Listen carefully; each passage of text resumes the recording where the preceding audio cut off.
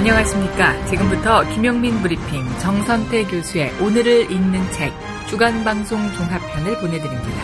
광고 듣고 시작하겠습니다.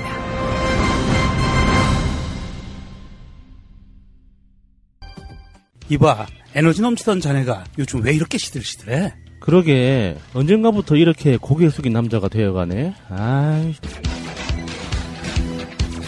남자를 위한 보양식의 끝판왕이 나왔습니다.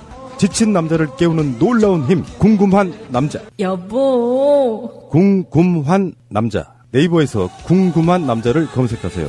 1833-6654. 골반 잡자 바로 잡자 바디로직. 허리 통증 바로 잡자 바디로직.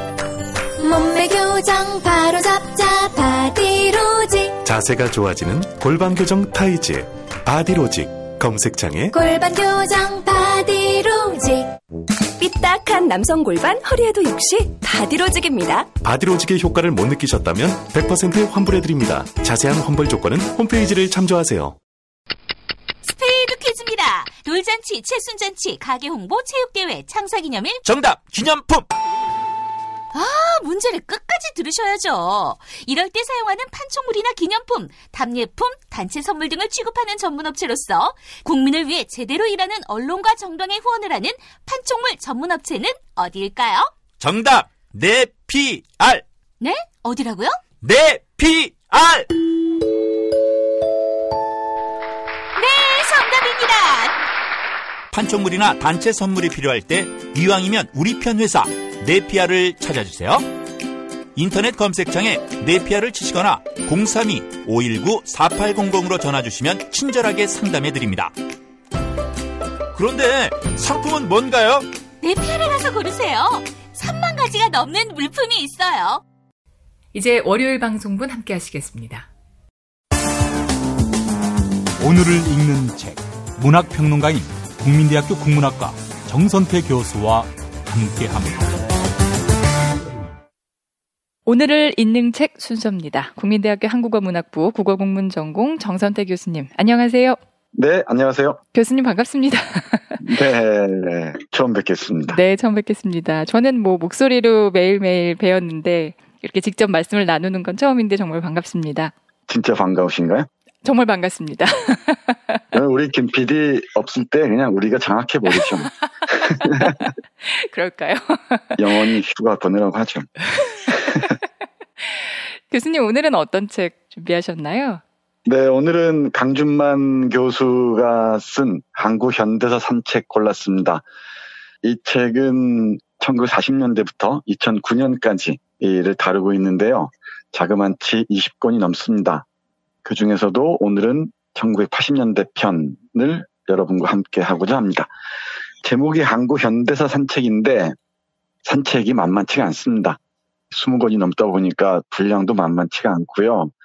그리고 현대사이다 보니까 또 여러 가지 이견이 있을 수 있는 부분, 논쟁적인 부분도 많습니다. 네. 그래도 이 여름 휴가를 보내는 여러 방법 중에 하나가 이런 20권이 넘는 한국 현대사를 한번 산책해 보는 게 어떨까 싶어서 골랐습니다. 네.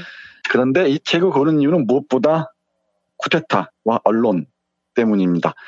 1980년대를 시작한 게 바로 서울의 봄이 끝나고 광주 학살로 이어지고 신군부가 권력을 장악하는 과정으로 이어지지 않습니까? 네네. 네, 그 과정을 한번 보기 위해서입니다.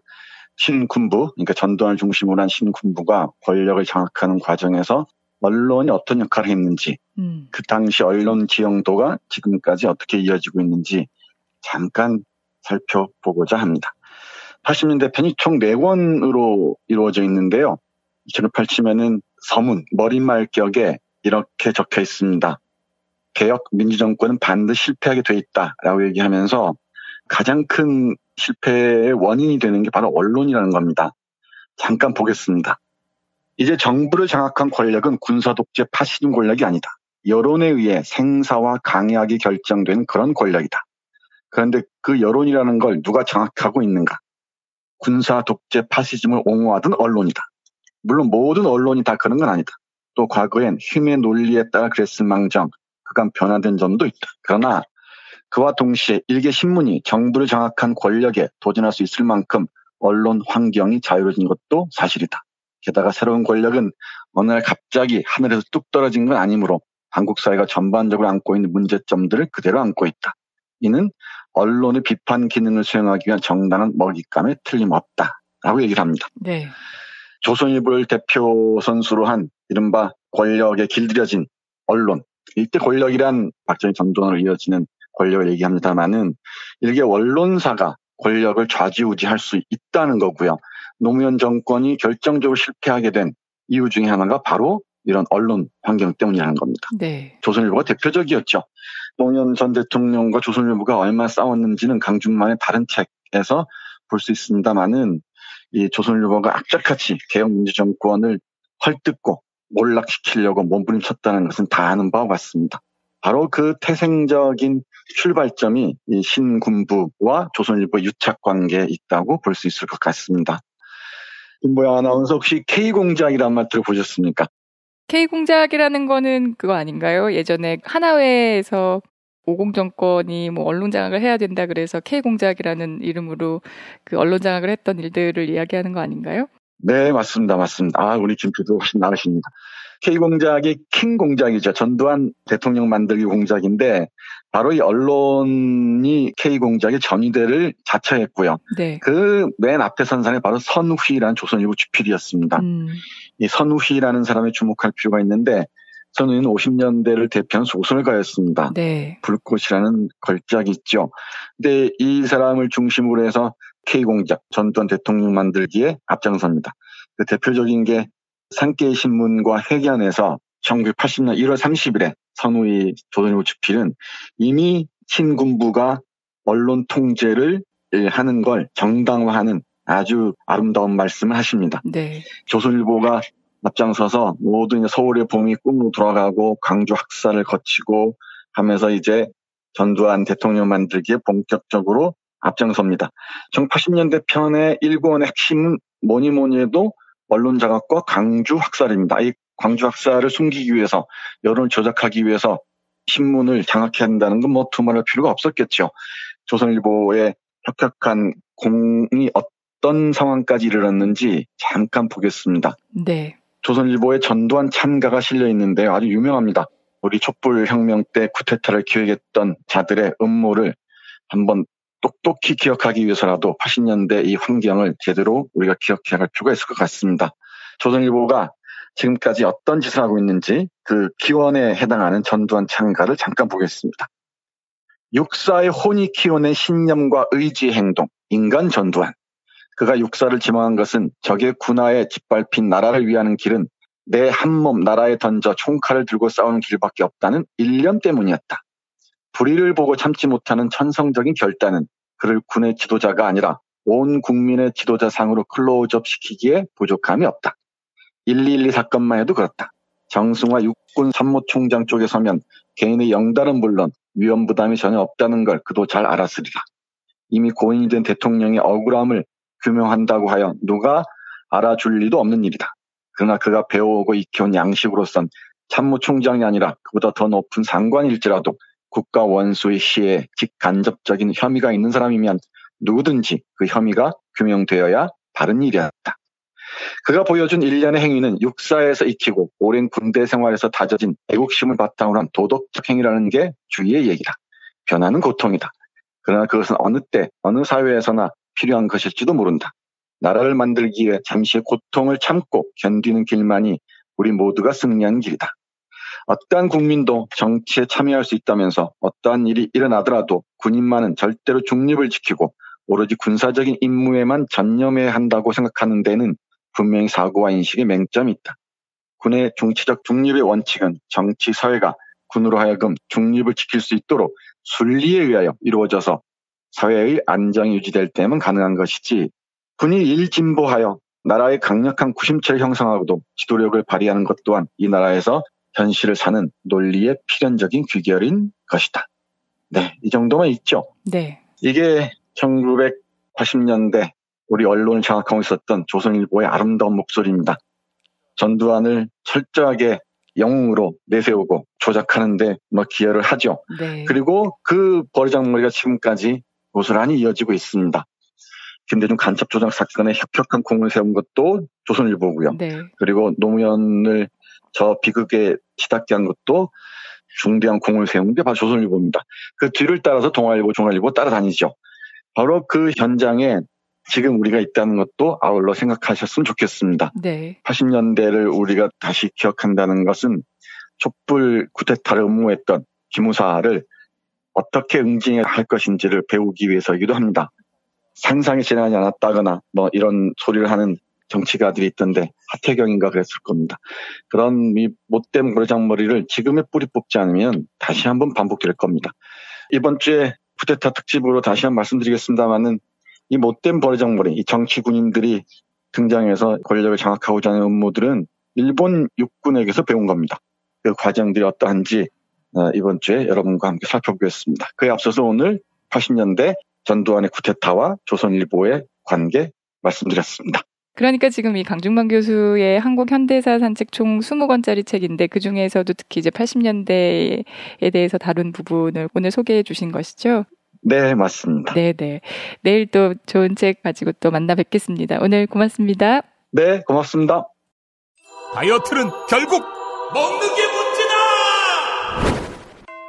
문제긴 하지. 매끼 식단 챙기기도 번거롭고 빼도 금세 다시 찌고. 아직도 몰라? 비타샵 다이어트를 해봐. 안 그래도 궁금했는데 어떻게 뺀 거야? 몇 개월 한 거야? 몸에는 안 나빠? 물어 뭐래. 비타샵 가봐. 같이 해.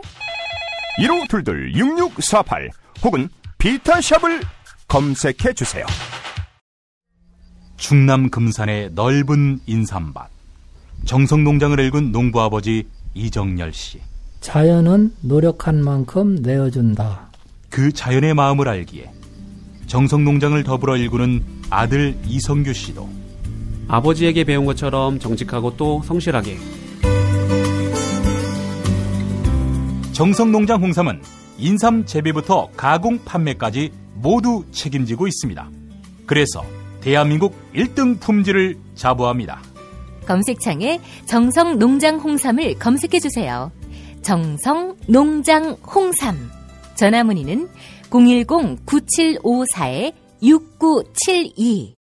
이제 화요일 방송분 함께 하시겠습니다. 오늘을 읽는 책, 문학평론가인 국민대학교 국문학과 정선태 교수와 함께합니다. 오늘을 읽는 책, 국민대학교 한국어문학부 국어국문전공 정선태 교수님 나오셨습니다. 교수님 안녕하세요. 네, 안녕하세요. 오늘은 어떤 책 소개해 주실 건가요? 네, 오늘은 최인훈 선생의 소설가 구보시의 일을 함께 할 텐데요. 지금 제가 학술대차 순천에 와 있습니다. 아, 순천에 계시군요. 네, 무지무지하게 덥네요.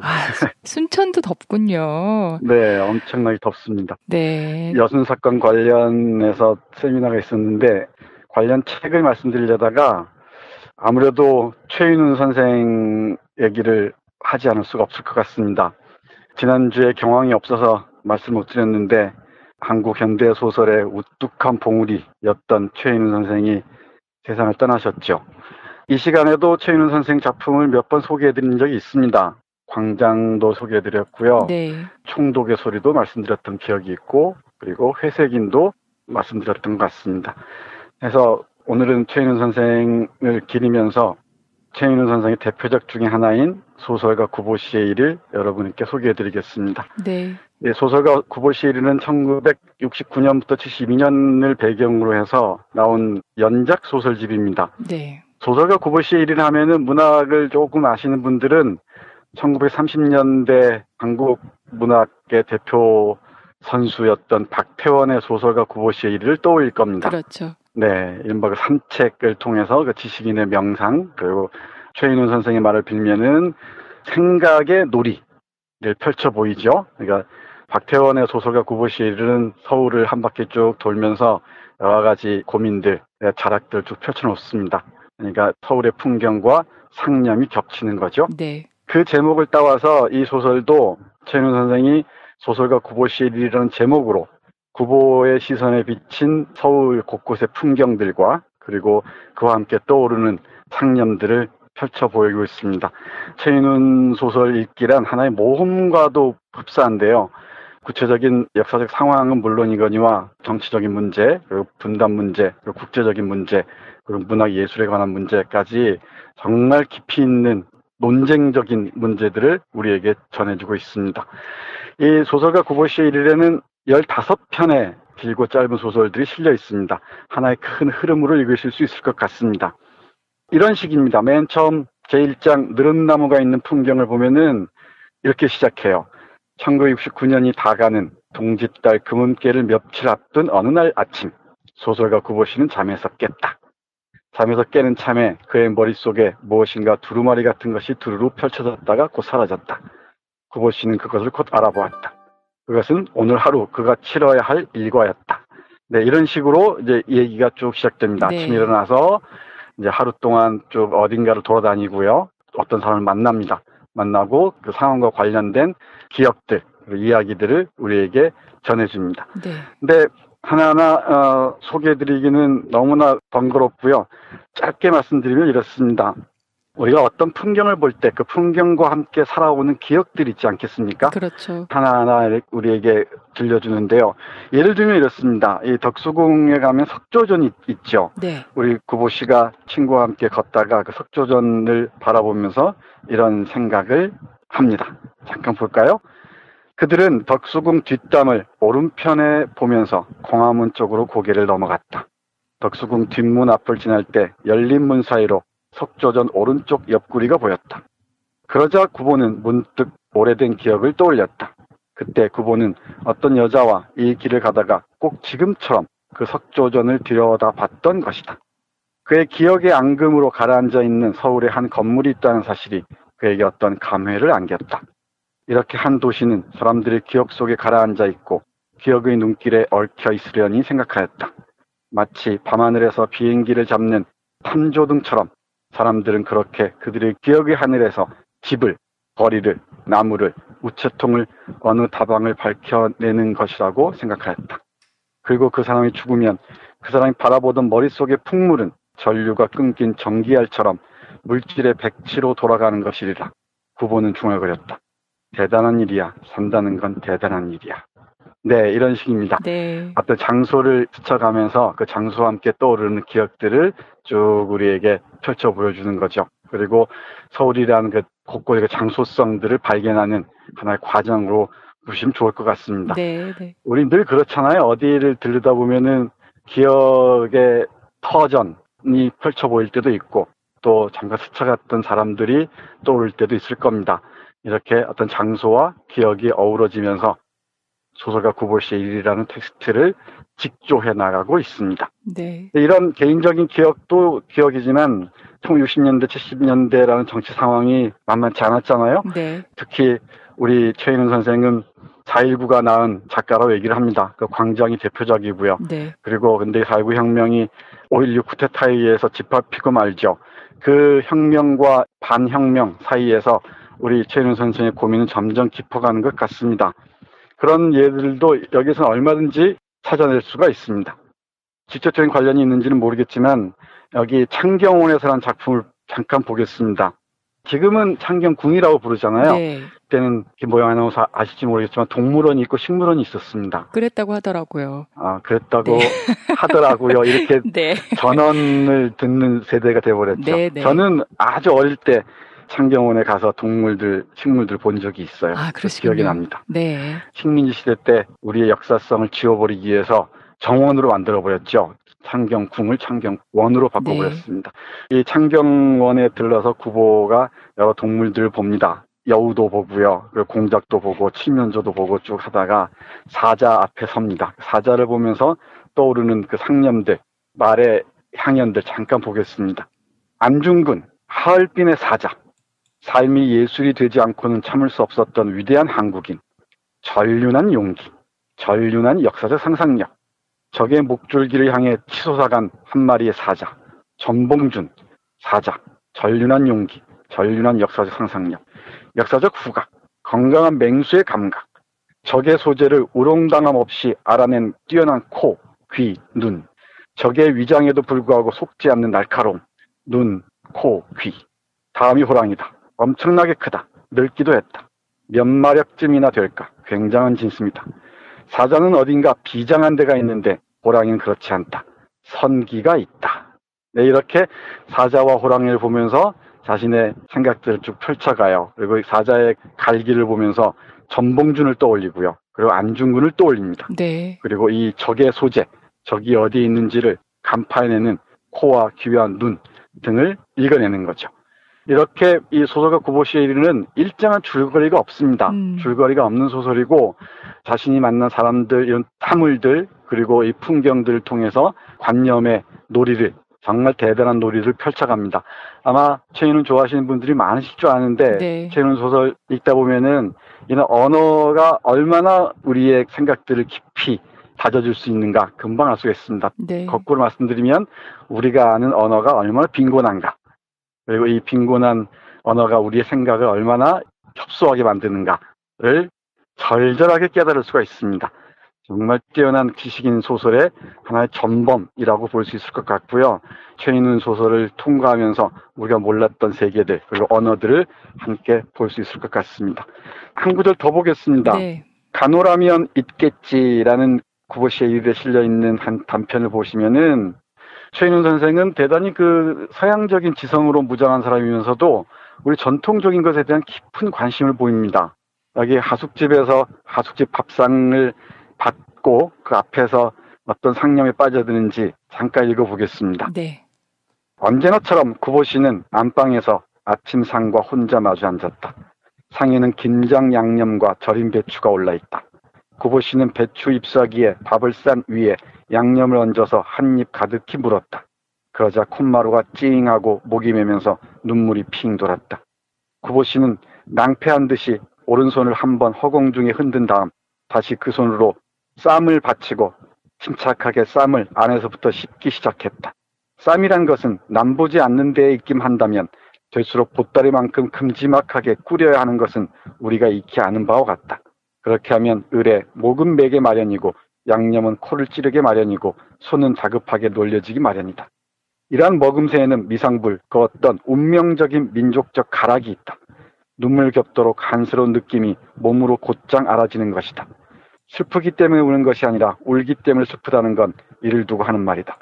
구보시는 미사 때 빵을 얻어먹는 천주교도처럼 옷깃을 여미고 몇 개의 쌈을 먹었다. 천주교도들처럼 제비 새끼들 모양으로 이쁘장하게가 아니라 눈을 소눈깔처럼 뒤룩뒤룩 하면서 네, 이렇게 씁니다. 네. 가숙집에서 쌈을 싸먹을 수 있게 밥상이 차려진 모양이죠. 그러니까 이 쌈을 싸먹으면서 어떤 민족적 가락을 느끼는 상상력의 파장이 대단하다는 것을 알 수가 있습니다. 네, 네. 이처럼 뭐 지성적인 영역뿐만 아니고 감성적인 영역에 이르기까지, 그리고 종교적인 영역에 이르기까지 많은 부분들을 이 소설에서는 음미하고 읽을 수가 있습니다. 마지막으로 정치적인 것과 관련해서 한 구절만 더 보죠. 역시 간호라면 있겠지에 나오는 구절인데 어떤 사람들이 전쟁 얘기를 하고 있습니다. 큰 전쟁이 끝났으니까 이제 작은 전쟁이 또 터질 것이다. 전쟁을 양념처럼 얘기하는 자들의 얘기를 듣고서 구보시는 이런 생각을 합니다. 보죠. 구보시는 지금 나이대로 세월이 거꾸로 흘러서 20년 전에 어느 날 서울에 와서 서 있는 것처럼 느꼈다. 그러자 6.25 전야의 그때 지금 자기 나이의 사람들의 심정이 몸으로 느껴졌다. 이 땅에 사는 사람들이 주기적으로 겪어온 큰 난리들, 그런 난리들이 쌓인 것이 이 땅의 역사였다는 것도 느꼈다. 사람이 나이를 먹는다는 것은 자기 상황과 같은 모양의 상황에 있었던 지난 세월을 산 자기 나이 또래의 사람을 몸으로 느낀다는 그런 방식에 의하는 것이구나. 이렇게 들어찬 새 건물을 놓아두고 서울을 옮긴다든지, 그런 것들을 막 때려 부수는 전쟁이 시작된다든지, 그런 일을 그 속에 사는 사람이 떠올리는 건 어려운 일이었다. 사람이 자기 죽음을 실감할 수 없듯이 한 시대의 죽음을 예감하기도 어렵다. 그러나 어떤 시대건 그 시대 사람으로 보면 아깝고 귀한 세간살이며 세월이며 사람이며 하는 것을 가졌고, 그것들이 풍지박산이 되는 것을 보았던 것이 아닌가. 남에게 일어난 일이 자기에게도 일어날 수 있다는 것은 참으로 두려운 일이었다. 서울을 떠나고 싶다는 생각을 방금까지 한 구보씨가 이런 생각을 한다는 것은 우스운 일이었다. 구보 씨가 엄살을 부리는 증거가 여기 있다라고 해야 할지, 생활의 지옥은 그래도 생활이지만 전쟁은 생활의 끝장이다라는 것으로 이해할지, 아무튼 구보 씨에게는 그 어느 쪽 마음도 애누리 없는 자기 마음이었다. 네, 이렇게 씁니다.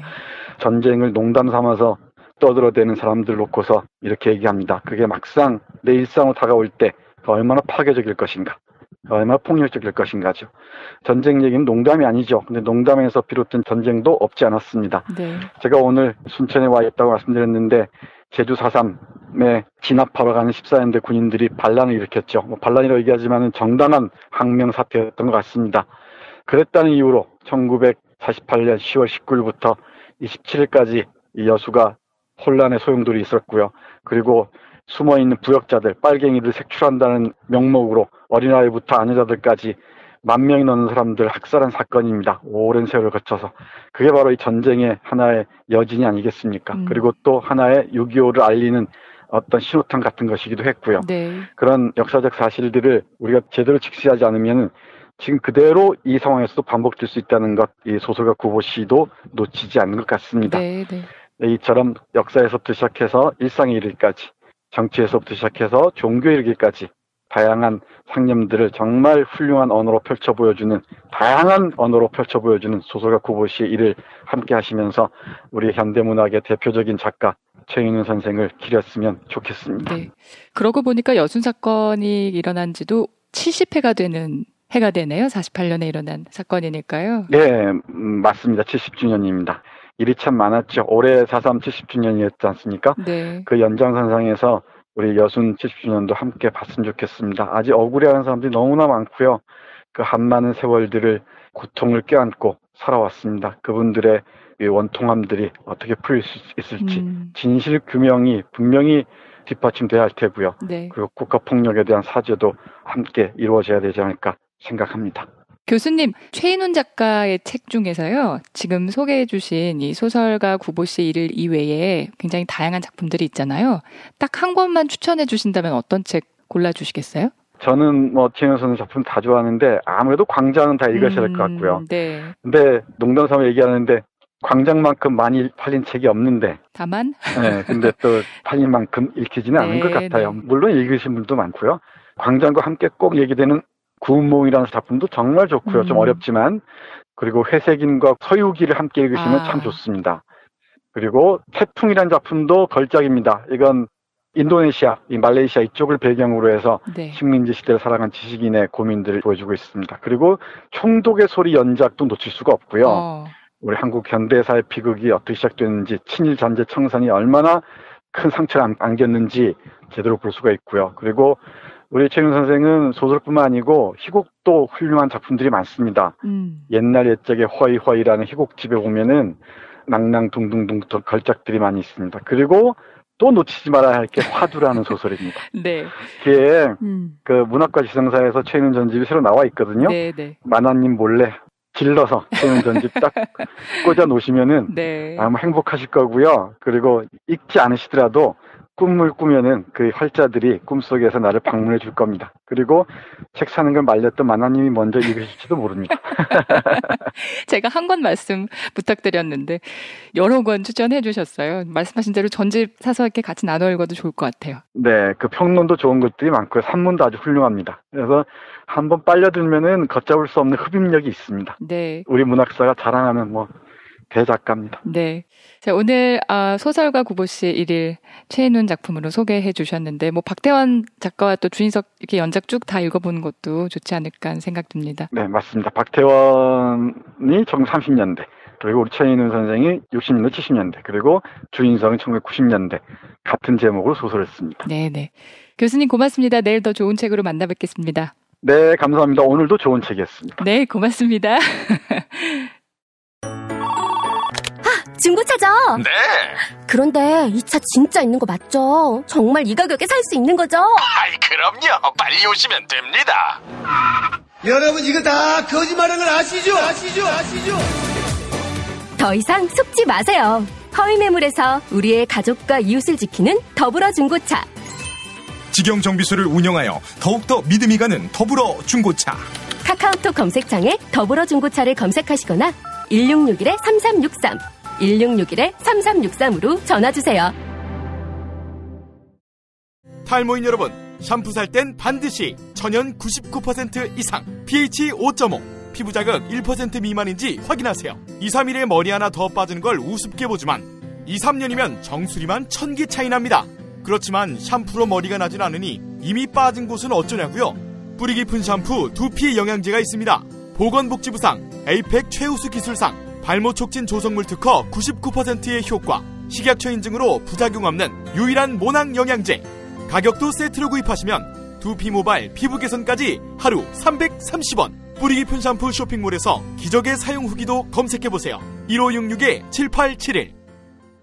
이제 수요일 방송분 함께 하시겠습니다. 오늘을 읽는 책, 문학평론가인 국민대학교 국문학과 정선태 교수와 함께합니다. 오늘을 읽는 책 순서입니다. 국민대학교 한국어문학부 국어국문전공 정선태 교수님 자리하셨습니다. 안녕하세요. 네, 안녕하세요. 네, 더우시죠? 아, 무지무지 덥습니다. 햇볕 아래에서 한 20분쯤 걸었더니 그야말로 쓰러질 것 같아요. 햇볕 아래에서 왜 20분이나 걸으셨어요? 버스 타러 가느라고 좀 걸었는데 아유. 무슨 총탄처럼 햇살이 내려 쬐는 것 같습니다. 아유, 정말 이 폭염이 언제쯤 끝날지. 네, 끝나긴 할 텐데 정말 극심하네요. 우리 김 아나운서 어떻게 지내십니까? 아, 정말 저도 너무 덥고 날이 더우니까요. 기계들도 더위를 먹나 봐요. 오늘 녹음하는 중간중간은 계속 이렇게 기계들이 문제가 있어서 좀 혼이 났습니다. 네, 오늘 어떤 책 소개해 주시나요? 네, 오늘은 구스타프 플로베르가 쓴 애서광 이야기 단편 소설인데요. 잠깐 함께 하겠습니다. 그 전에 우리 김 아나운서 자녀분이 지금 초등학생인가요? 네, 초등학생 하나, 유치원생 하나 그렇습니다. 아, 우리 초등학생님들은 요새 무슨 책 읽습니까? 초등학생들이요. 뭐 문학책도 읽고 역사책도 읽고 과학책도 읽고 만화책도 읽고 뭐 다양하게 읽죠. 네, 책을 많이 좋아하는 모양이군요. 엄마 닮아서 그런 거예요. 많이 읽으려고 노력하고 있어요. 네, 엄마가 책도 쓰시고 그러니까 아무래도 책을 가까이 하게 되겠네요. 오래전에 이덕무라는 그 조선 후기의 독서 광이죠. 소개해드린 적이 있습니다. 책에 미친 바보라는 에세이 소개해드린 적이 있는데 오늘은 제가 순천에서 기차 타고 올라오면서 이 구스타프 플로베르의 애서광 이야기를 읽었어요. 참 책에 미친 사람이 동서고금에 많이 있구나 싶습니다. 제가 가지고 있는 책은 범우문고에서 나온 문고판인데요. 네. 여기에 책에 미친 사람들에 관한 단편소설 3편이 실려 있습니다. 시지스몬의 유산, 그리고 플로베르의 애서광 이야기, 그리고 보이지 않는 수집품, 그 3편의 작품이 실려 있는데 그중에서 우리 구스타프 플로베르의 애서광 이야기 잠깐 여러분과 함께 하겠습니다. 구스타프 플로베르는 마담 보바리로 워낙 유명한 작가죠. 프랑스의 대표적인 작가 중에 한 사람인데 플로베르가 15살 때 쓴 책이라고 합니다. 근데 이 책을 좋아하는 사람들을 여러 가지 이름으로 부릅니다. 예를 들면은 책을 좋아하고 사랑하고 책을 사서 모으는 사람들을 흔히 애서가, 또 독서가, 수서가, 책을 모으는 사람, 그리고 장서가라고도 하죠. 네. 좀 정도가 심하면 책벌레, 서충이라고 합니다. 그리고 서치라고도 하죠. 책 바보라는 뜻입니다. 그리고 서광, 책에 미친 사람이라는 뜻이고요. 서음이라는 말도 있다고 하네요. 이 음자가 음탕한 음자인데 책과 사랑에 빠진 사람을 얘기하는 것 같습니다. 네. 그리고 서선이라고 해서 신선선자를 씁니다. 책과 함께 논의는 신선, 이렇게 설명할 수 있을 것 같습니다. 이런 사람들 주위에 종종 있습니다. 생활을 돌보지 않고 책 모으기에 여념이 없는 사람들 많이 있죠. 아무리 무거워도 책만 보면 정신이 없어서 그걸 다 짊어지고 오곤하는 사람들도 없지 않습니다.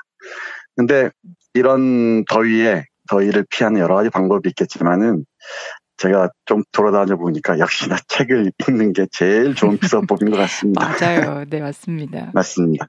그리고 책이 여러 가지 용도가 있습니다. 용도랄까요? 효능이랄까요? 제가 농담삼아 종종 말씀드리는데 책은 좀 값이 비싼 벽지이기도 합니다.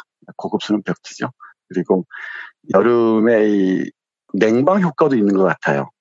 제습 효과도 있는 것 같고, 네. 그리고 악취도 빨아들이는 힘도 있는 것 같고요. 그리고 겨울이면은 난방 효과도 있는 것 같고, 여러 가지 책의 효과가 있는데 그 중에 더위를 피할 때도 이 책만한 게 있을까 싶습니다. 네. 우리 플로베르의 이 애사광 이야기를 읽으면서 그 생각을 했어요. 15살 때 쓴 소설이라고 보기에는 어려울 정도로 참 깔끔하게 잘 썼습니다. 네. 배경은 스페인의 바르셀로나입니다. 여기에 갸코모라는 헌책방 주인이 있습니다. 이 헌책방 주인의 그 생김새를 보면 이렇습니다. 그는 나이가 아직 30 전후밖에 안 되었지만 완전히 기력을 잃어 마치 노인 같았다. 키가 작은 편이 아닌데도 허리가 구부러져 있고 머리칼도 새하얗다. 양손은 단단하고 억세 보이지만 마르고 주름투성이다. 옷차림마저 초라한 행색이라 완전히 영락한 불쌍한 모습이다. 그는 손재주가 없고 서툴러서 무슨 일에나 곤혹감을 느끼는 것처럼 보였다. 얼굴빛은 새파랗게 핏기가 없어서 슬퍼 보였고 더구나 못생겼으며 무감각해 보이기까지 했다. 이런 사람입니다. 이런 사람인데 이 갸코모라는 사람이 책만 보면은 어쩔 줄 모릅니다. 책이 눈길에 가는 순간을 이렇게 묘사하고 있네요. 눈이 반짝이고 생기가 돌며 다리는 바쁘게 뛰어다녔다. 불안과 번민, 슬픔과 초조함 등의 소용돌이가 그의 가슴을 쥐어뜯는 듯하고 뭐라고 형언하기 어려운 표정이 그 괴이한 얼굴에 뚜렷이 드러난다. 네, 남 얘기 같지 않습니다. 그리고 좋은 책을 보고서는 이렇다고 합니다.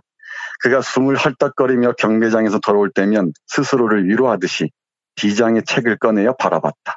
마치 수전노가 재물을, 아버지가 귀여운 딸을, 그리고 임금이 그의 왕관을 사랑하는 것처럼 그는 그의 책을 애완했다. 네, 이렇게 얘기합니다.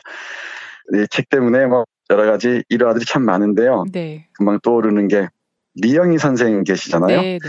리영희 선생이 책을 그렇게 좋아했답니다. 그러니까 돈이 많았을 리가 없죠. 그러니까 만화님 몰래 책을 사드리곤 했나 봐요.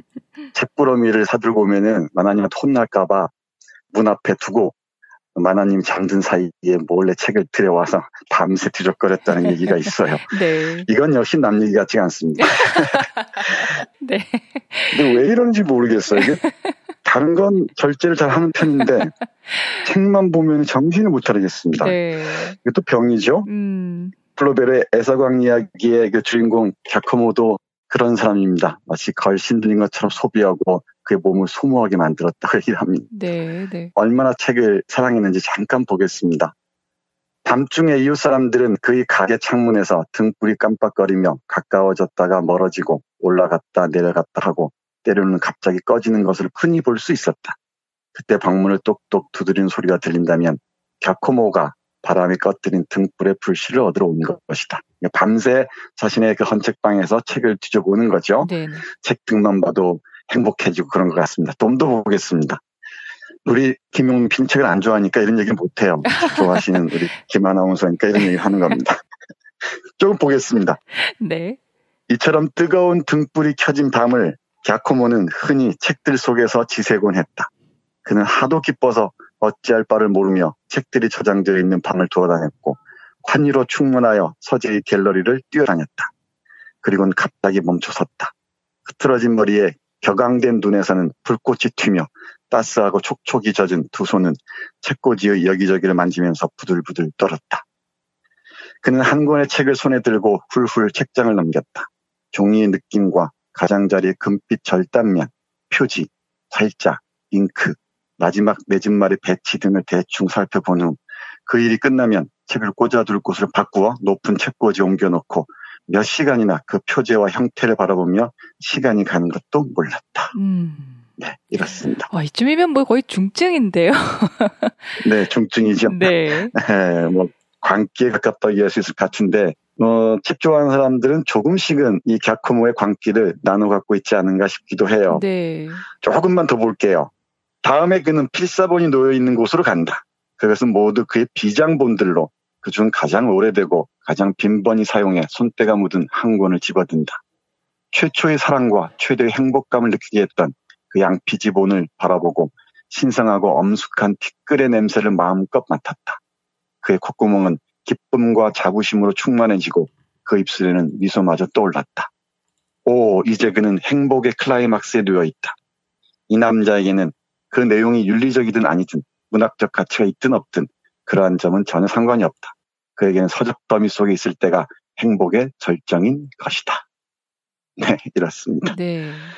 우리 블루베리의 애서광 이야기를 읽으면서 참 이런저런 생각을 했습니다. 제가 살아가는 과정도 책과 함께 했다고 해도 과언이 아닌데 물론 잃어버린 것도 많고요. 얻은 것도 물론 많이 있겠죠. 근데 미안한 건 뭐 주위에 있는 사람들입니다. 만나는 대신에 책하고 빠져 있으니까 접해야라는 소리도 많이 듣곤 했습니다. 그리고 제 가족 중에 어떤 분은 집도 없는 사람이 책만 지고 다니면 어떡하냐고 지청구를 종종 하시곤 했었죠. 네, 네. 근데 이 책을 모으다 보면은 참 이른바 처리할 때가 있잖아요. 누굴 주든지 버리거나 해야 되는데 그 애도의 과정이 참 힘겹습니다. 잘 못 버리시는군요. 네, 잘 못 버립니다. 요즘 저는 대원생 제자들에게 책을 주곤 하는데 네. 그러고도 못 버릴 때가 많아요. 그 책 한 권 한 권에 다 사연들이 있어서 버리기가 참 쉽지가 않습니다. 근데 이것도 버리는 연습도 해야 할 텐데 잘 안 돼요. 이 갸코모의 책사랑이 남 얘기 같지 않아서 오늘 여러분께 소개해드렸는데 네. 스포일이 있을 것 같아서 말씀 안 드리는데 결국 미친 상태로 빠져듭니다. 과유불급이라고 했던가요? 지나치면 문제가 있죠. 그럼에도 저는 갸코모를 옹호하고 싶어요. 책이 우리에게 전해주는 동서고금의 정말 어마어마한 그 사연들, 이야기들 함께 할 수 있다는 건 책이 우리에게 주는 정말 가장 귀한 선물이 아닌가 싶습니다. 네, 네. 그리고 언젠가 오래전에 제가 책 읽기의 팁을 말씀드렸던 것 같은데 오늘 다시 한번 우리 청취자 여러분께 제가 아는 책 읽기의 팁 알려드릴게요. 네. 첫 번째 책을 딱 사시면은 첫 페이지부터 끝 페이지까지 그냥 넘깁니다. 활자를 읽을 생각하지 마시고 활자 크기가 어떤지, 목차가 어떻게 배치되어 있는지, 그림이 있는지 없는지 쭉 보시면은 일단 다 읽은 겁니다. 저는 이걸 손인사라고 얘기하는데 손끝이 이제 그 책을 기억합니다. 정말 놀라운 힘을 발휘합니다. 그리고 두 번째 단계는 첫 번째 단계에서 이 책은 내가 읽을 것인가 읽지 않아도 될 것인가를 판단하게 되겠죠. 네. 그 단계를 넘어서 필요가 있겠구나 싶으면은 두 번째 단계로 넘어갑니다. 그건 한 페이지의 첫 줄만 읽습니다. 쭉 넘기면서 페이지마다 맨 윗줄만 읽습니다. 네. 그러면 정말 다 읽은 겁니다. 놀랍게도 책이 다 구성이 돼요. 그러고 나면은 이 책을 처음부터 끝까지 쭉 읽어야 할지 아니면 부분 읽어도 좋은 책인지 아니면 그냥 번째방에 팔아도 좋은 책인지 판단할 수가 있습니다. 네. 그러고 난 다음에 세 번째 단계에서 이제 꼼꼼하게 읽으시면 될 것 같아요. 책을 다 읽는다는 게 상당히 어려운 일입니다. 저보고 많은 사람들이 책을 언제 다 읽냐고 그러는데 제가 정말 미쳤습니까? 다 읽게? 그럴 리가 없습니다. 그러니까 손인사하고 난 다음에 눈인사하면은 얼추 책의 윤곽이 그려집니다. 그리고 운이 좋으면 잠잘 때 손끝을 따라서 활자가 꿈속에 찾아오기도 합니다. 읽거나 말거나. 네. 우리 청취자 여러분들 더위 넘으시길 참 힘겨우실 텐데 네. 좋은 책들 한두 권씩 읽으시면서 이 더위를 이겨나가시기 바랍니다. 네. 그래서 오늘 편안하게 구스타프 플로베르의 애서광 이야기 단편소설 소개해드리면서 책 얘기 잠깐 했습니다. 중독에는 참 여러 가지의 중독들이 있는데 그중에서도 교수님 책 중독은 굉장히 건강한 중독인 것 같아요. 꼭 끊을 필요 없을 것 같습니다. 네. 네. 근데 건강한 중독인데 그것도 심하면 역시 문제는 있는 것 같습니다. 근데 여러 중독 중에 그나마 나은 중독이죠. 그리고 말 나온 김에 한 말씀 덧붙이면은 책을 안 읽더라도 사야 할 책들이 있습니다. 책을 공들여서 만든 사람들의 그 정성이 고마워서 살 때가 있죠. 그리고 말로만 들었던 고전들이 번역됐을 때는 뭐 안 읽더라도 일단 삽니다. 그럼 일단 폼이 납니다. 그러다 보면 또 읽게 되고 또 그런 거잖아요. 네, 맞습니다. 예를 들면은 그 루신 전집이 최근에 완간이 됐습니다. 네. 거의 10년 넘게 이 많은 사람들이 공을 들여서 20권이 넘는 대작을 번역해냈어요. 고마워서 딱 책꽂이에 꽂아놓잖아요. 그러면 이렇게 마음이 뭐 풍요로울 수가 없습니다. 네. 책 안 뒤져봐도 됩니다. 그냥 책 등만 보고 있어도 행복합니다. 그리고 이 카프카 전집도 좋아요. 이 카프카 전집도 박스에 들어있는데 폼이 납니다. 다 꽂아놓으면은 집이 완전히 황홀합니다. 물론 이제 집에 같이 사는 분은 속이 타들어가겠죠. 재밌네요. 오늘 꼭 청취자 여러분들 우리 교수님 말씀 잘 새기셔서 손으로 읽고 또 눈으로 읽는 그런 시간 되시기 바랍니다. 오늘 좋은 말씀 고맙습니다, 교수님. 네, 고맙습니다. 우리가 살아온 우토로 마을에는 태평양 전쟁 당시 군 비행장 건설을 위해 강제 동원된 조선인들의 아픈 역사가 있습니다. 역사는 더 오래 기억하는 사람들의 것. 역사는 결국 함께 기억할 때 완성됩니다. 우토로 평화기념관 건립을 위해 당신의 참여가 필요합니다. 기억할게 우토로 캠페인 아름다운 재단. 운전자를 위한 꿀팁 7,000원 운전자 보험 카페. 알고 계세요? 교통사고가 나면 형사합의금, 벌금, 변호사 비용 이거 자동차 보험에서는 보장 못해요. 운전자 상해까지도 책임져드리는 7,000원 운전자 보험 카페.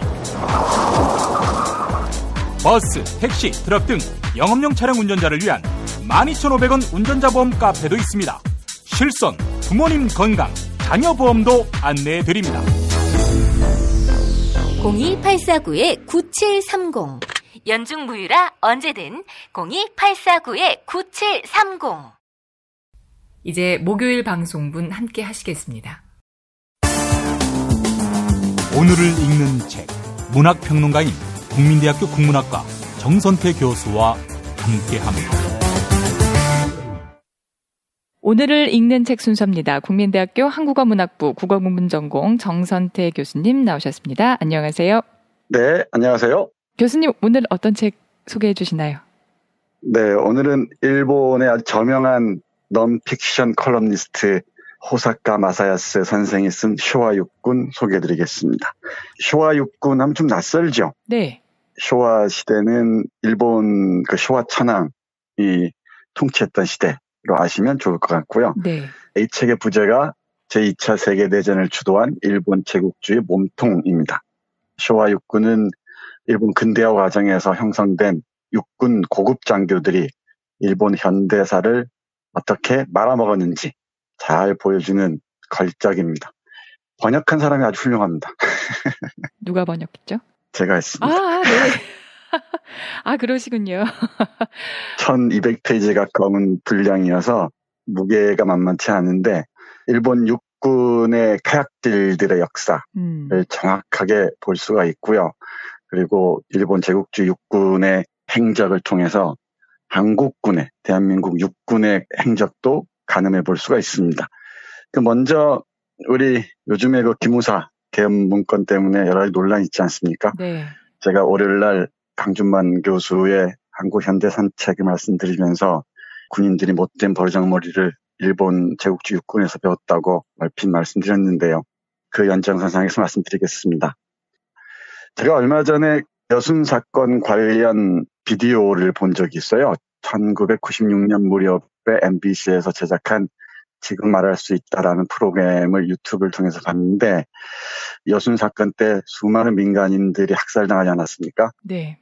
그 토벌대에 맨 앞장섰던 사람이 백인엽입니다. 이 백인엽이라는 사람이 인터뷰에 잠깐 나왔는데 네. 지금은 저세상사는 됐습니다만은 구례 이쪽에서 민간인 학살이 있었다라고 물으니까 내가 지휘한 군대는 그런 일이 없었다.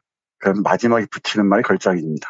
내가 일본군에서 배운 사람인데 어찌 그런 일을 할 수 있겠냐라고 얘기를 해요. 네. 일본군에 근무하다가 해방 이후에 바로 한국 육군에 편입된 사례들이 아주 많습니다만은 이 백인엽 씨의 말을 따르면 일본 육군은 그렇게 만행이나 잔인한 짓을 하지 않는다는 거죠. 그런데 이 책을 봐도 그렇고 이 책을 굳이 보지 않더라도 일본 군인들이 중국 그 난징이나 만주, 몽고, 그리고 조선은 물론이고요. 남태평양 여러 지역에서 온갖 잔악한 행위를 했다는 것은 잘 알려진 사실입니다. 그럼에도 이 백인엽 씨 사례에서 보듯이 일본 육군 출신들은 아주 당당하게 일본 육군을 나왔다는 것을 자랑스럽게 여깁니다. 백인엽뿐만 아니고 대표적인 게 김창룡이라는 사람이 있습니다. 악명 높은 사람이었죠. 일본군이 만주에 주둔할 때 그 전체를 쥐고 흔들었던 그 군대 이름이 관동군입니다. 이 관동군의 헌병 보조 원도로 타다가 헌병까지 하면서 첩보 원도로를 하면서 광복군이나 독립군들을 잡아들이는데 혁혁한 공을 세운 사람이 바로 김창룡입니다. 네. 이 사람이 이승만 정권 때 특무대를 창설해서 온갖 빨갱이 사냥이라는 이름으로 잔악행위를 다 합니다. 그리고 정일권이라는 사람도 들어보셨을 겁니다. 일본 육군사관학교를 나온 사람이고요. 박정희도 말할 필요가 없죠. 그리고 백선엽, 백인엽 형제 더 말할 것도 없습니다. 이 대한민국 초기 육군이 형성되는 과정에서 이런 일본 쇼와 육군에 몸담았던 사람들이 대거 수뇌부에 자리 잡는 것 같습니다. 그 과정을 생각하면서 오늘 쇼와 육군 책 보시면은 어떤 의미인지 아실 겁니다. 네. 이 책은 크게 세 부분으로 나눠져 있습니다. 일부는 메이지 유신 이후에 일본 제국 건군부터 시작해서 다이쇼 말기, 그러니까 1925년까지에 이르는 육군 고급 군인 양성 시스템을 대단히 비판적으로 검토하고 있습니다. 일본은 군인을 체계적으로 양성하기 위해서 육군 유년학교, 육군 사관학교, 육군 대학교로 이어지는 고급 군인 양성 시스템을 갖추었는데요. 얘들의 그 패거리 의식이 대단했던 것 같습니다. 선민 의식이 대단했고요. 육군 사관학교만 들어가면 출세가 보장된 그런 지위였던 것 같습니다. 네. 이때부터 이제 쇼와 육군의 비극이 시작됐고요. 두 번째가 이제 2부에서 주로 얘기하는 게 쇼와 육군의 음모, 그다음에 실수들, 온갖 모략들, 파벌 투쟁, 그리고 무모한 전쟁 지도, 쿠데타 등등 헛된 명예욕과 망상에 사로잡혀서 수많은 사람들을 짐승의 시간으로 몰아넣은 쇼와 육군의 고급 장교들을 신랄히 비판하고 있습니다. 세 번째는 쇼와 육군이 일본의 패전 후에 제대로 처리되지 않고 아직도 떵떵거리고 있다는 것을 얘기하고 있습니다. 이 책은 500명 정도 되는 쇼와 육군과 관련 있는 사람들을 인터뷰해서 쓴 책이라서 대단히 흥미진진합니다. 그리고 네. 공식 역사에서 볼 수 없는 다양한 비사들, 특히 이제 일반 병사로 참가했던 군인들 있지 않겠습니까? 이 사람들의 눈에 비친 이 고급 군인들의 행태들이 어땠는지를 여실하게 볼 수가 있습니다.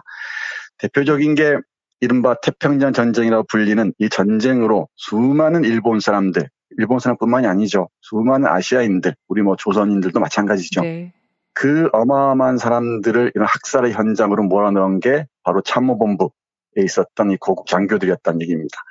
얘들은 어떤 준비도 없이, 어떤 정보도 제대로 갖추지 않고, 어떤 지휘체계도 없이 탁상에서 지휘봉만 들고 오늘은 이만큼 전선을 늘리자, 내일은 저만큼 전선을 늘리자 하면서 북쪽으로는 만주, 저 몽골, 소련 국경까지, 남쪽으로는 저 뉴기니아, 오스트레일리아, 호주 이 경계까지 전선을 넓힙니다. 그리고 서쪽으로는 인도까지도 넓히죠.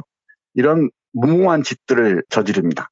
그게 다 그 안에 있었던 내부 세력들끼리의 결탁이었던 거죠. 이런 정치군인들의 행태 때문에, 그리고 이 무모함 때문에 2차 세계대전이 그렇게 이 험악한 지옥의 시간으로 치달았던 것 같습니다. 천황을 등에 업고 일본뿐만 아니라 아시아 전역을 전쟁의 불길에 휩싸이게 했던 전쟁 지도자들의 탐욕과 무능과 거짓을 생생하게 목격할 수 있는 게 바로 이 책이라고 할 수 있을 것 같습니다. 그리고 또 하나 이 책을 보면서 한국의 군인들의 정치적인 성격을 볼 수가 있는데요. 얘들은 걸핏하면 비밀 모임을 만들었습니다. 이를테면 하나회 같은 거겠죠. 네. 요즘 얘기가 되고 있는 알자회 같은 걸 떠올리시면 될 것 같습니다. 네. 이 몇몇 군인들이 비밀 모임을 만들어서 말만 안 들으면 지들이 다 테러 비슷한 일을 저지르는 거죠. 그리고 육군과 해군의 알력도 알력이지만은 지들이 다 권력을 장악해버립니다. 그리고 30년대 말 40년대 접어들면은 이른바 군사 파시즘, 군사 독재를 실시하죠. 네. 그 대표적인 인물이 도조 히데키라는 사람인데요. 이 도조 히데키가 바로 일본 쇼와 육군이 난 괴물 중의 괴물이었습니다. 이런 그 고급 장교들의 지휘하에서 일본인들이 어떤 짓을 했는지 일단을 조금만 보겠습니다. 전쟁 당시 중국에 파견되었던 우노라는 사람의 증언인데요. 이 사람이 난징에서 어떤 짓을 저질렀는지 잠깐 보겠습니다.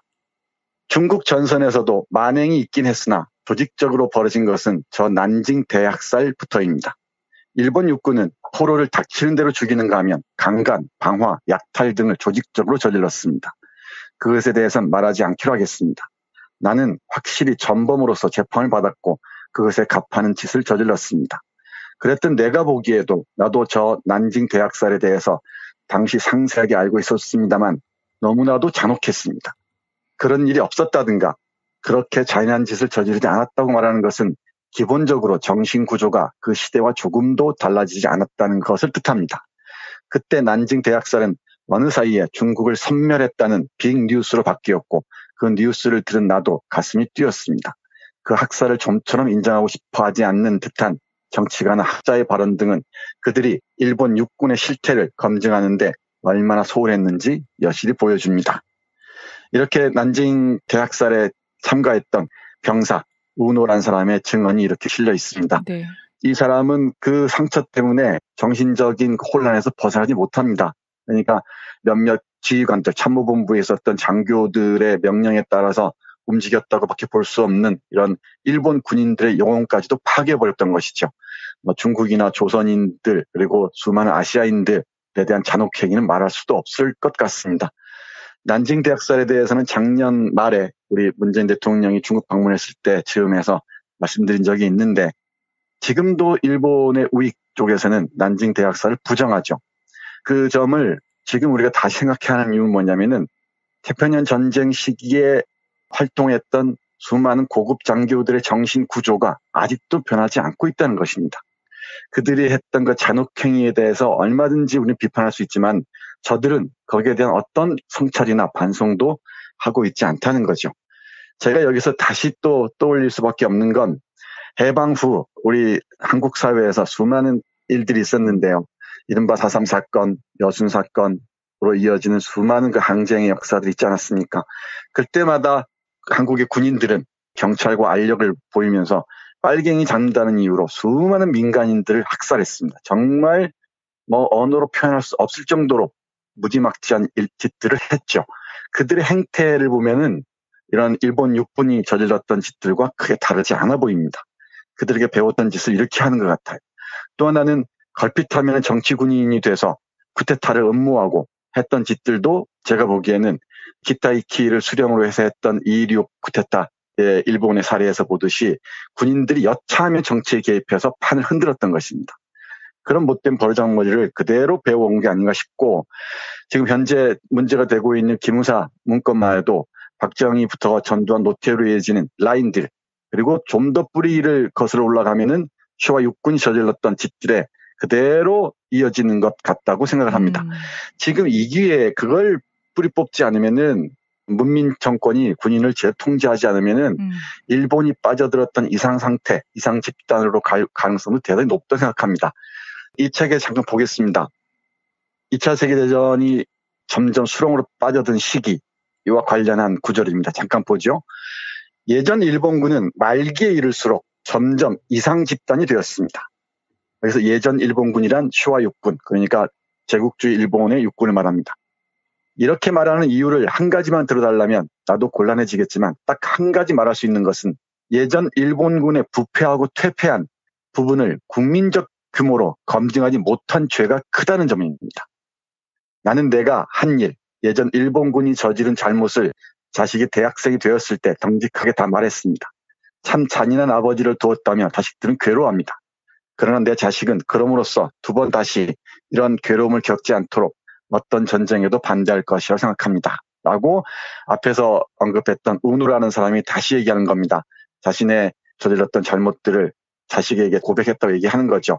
그러면서 하는 말에 주목해 보시기 바랍니다.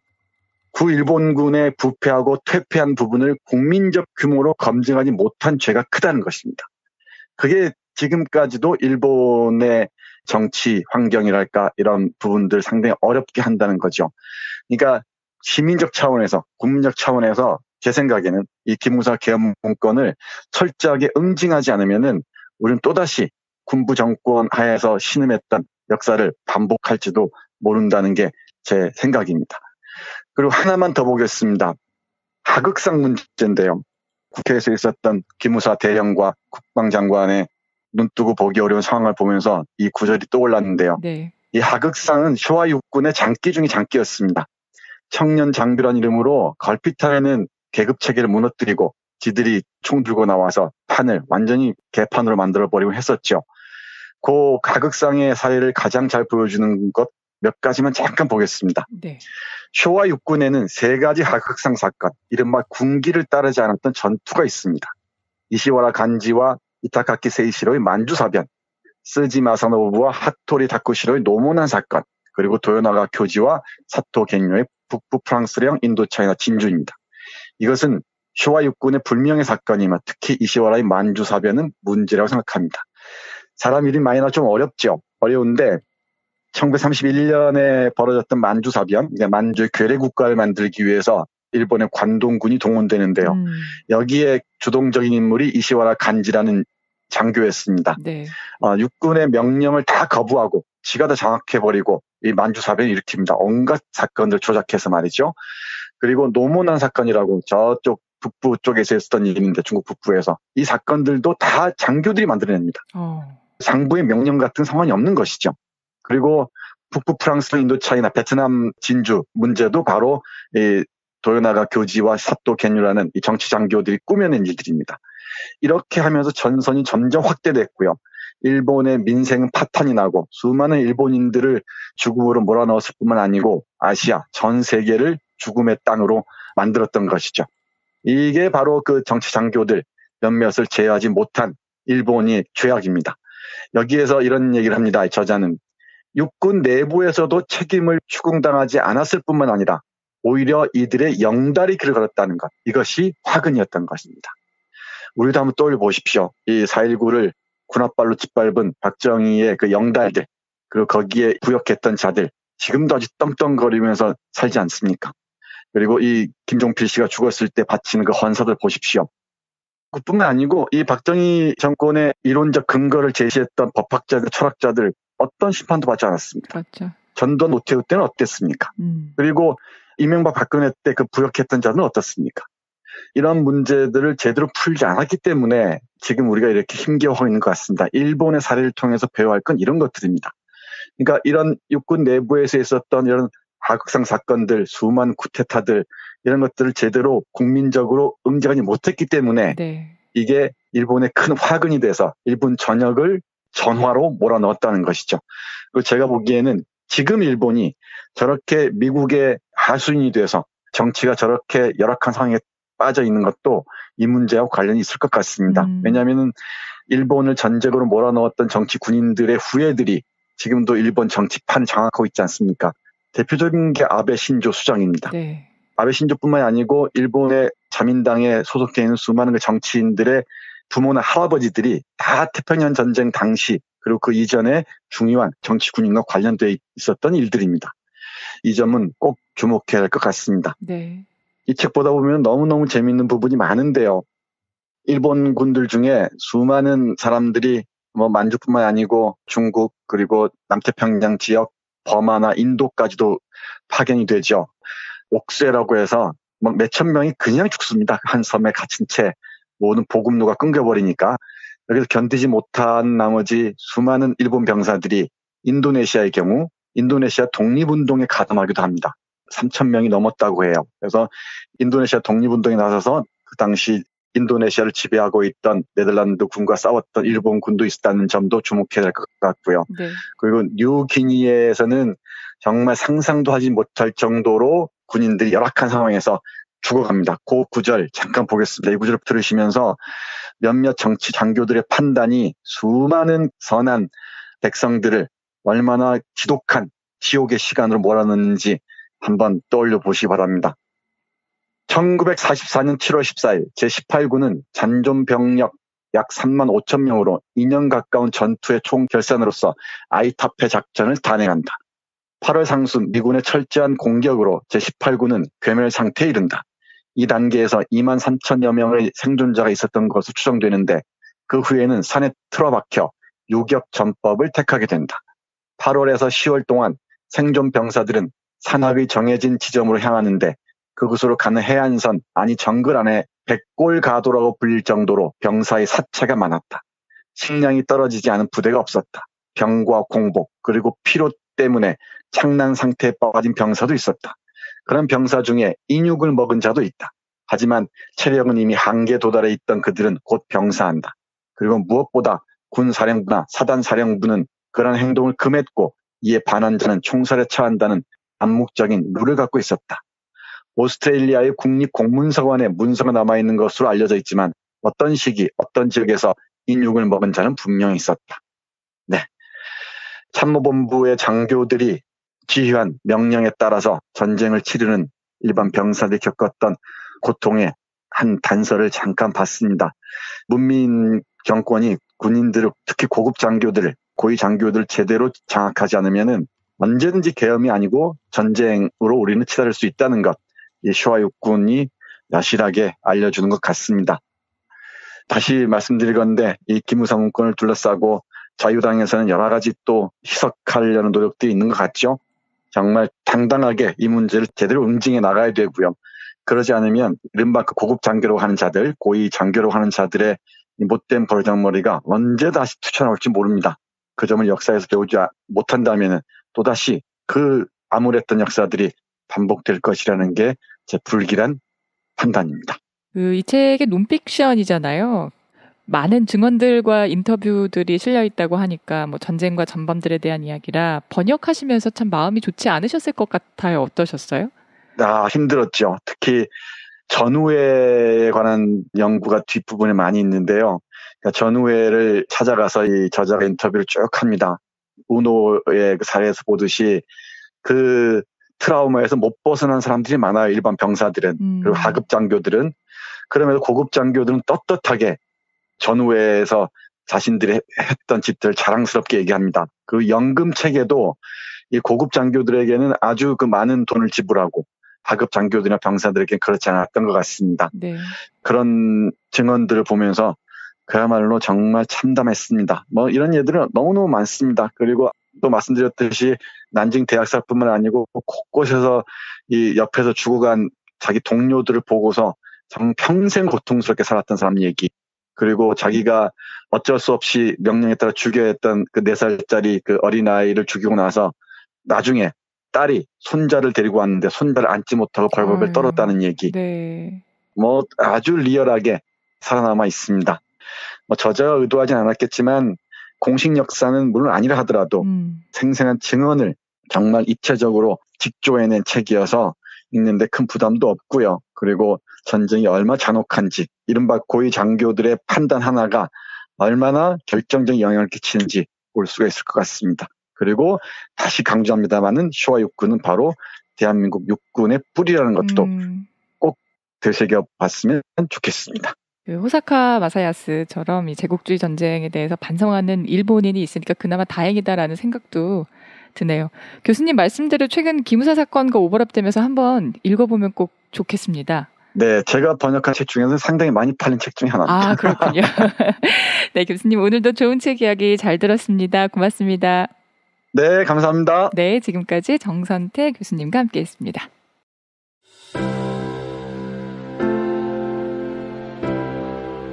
이전에 상상할 수도 없었던 새로운 국면이 조선 대지의 지축을 움직이고 있습니다. 이 민족의 역사가 제 궤도에 올라서서 달리게 시작한다고 하는 느낌이군요. 문익환이 가르쳤고 도울이 배웠던 학교, 한신대학교 신학대학원. 꿈을 현실로 살아간 선구자를 양성하는 한신신학은 촛불혁명과 한반도 종전선언 이후의 세상을 준비하고 있습니다. 한신신학을 통해 세계의 신학을 깊이 연구하고 더 나아가 시대의 예언자의 길을 걷고자 하는 모든 분들을 환영합니다. 이 새 시대는 문익환 씨의 힘으로 열리는 것이 아니라 바로 여기 모인 여러분들의 힘으로 열리는 거예요.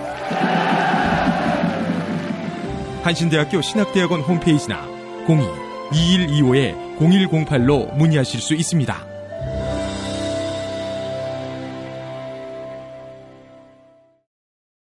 탄핵 때문에 뭐 이야기를 전달을 하려고 해도 길을 막고 듣질 않아요. 회족 수준으로 쪼그라든 한국 보수. 회생의 길은 과연 있을까? 변화된 정치 환경, 갈 길 잃은 보수에게 새로운 희망을 제시한다. 애국 보수의 화려한 부활과 집권을 위한 본격 가이드, 김용민의 신간, 보수를 지켜라. 진중권도 투표하는 보수 정당. 광주에서도 일당이 될 수 있는 보수 정당. 젊은이들의 입당이 줄을 잇는 보수 정당. 언제까지 민주당 정의당을 부러워만 할 것인가? 부러우면 진다니까? 자유한국당 당원 김용민이 쓴 보수를 지켜라. 이김에서 나왔습니다.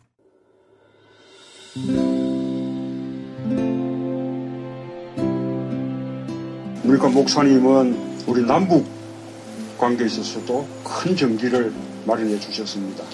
늦봄 문익환 목사 탄생 100주년. 민주화와 통일운동을 위해 11년 4개월간 옥고를 마다하지 않은 행동하는 양심. 오늘 우리가 누리고 있는 이 민주주의 또 문익환 목사님 덕분이 아주 큽니다. 그가 24년 동안 살았던 서울 강북구 인수복로 통일의 집이 6월 1일 문익환 통일의 집 박물관으로 거듭납니다. 사람들이 이렇게 항상 북적북적 이렇게 했던 공간이라 아버지한테만 아니라 우리 모두들한테 굉장히 큰 의미가 있는 통일의 역사를 기억하며 통일의 길을 모색하는 문익환 통일의 집 박물관 기념사업 추진위원으로 함께해 주시겠습니까? 이건 단지 어떤 유가족들의 유산이 아니라 우리 시대가 가지고 있는 유산이기 때문에 자세한 안내는 포털 사이트에서 문익환 통일의 집을 입력해 주세요.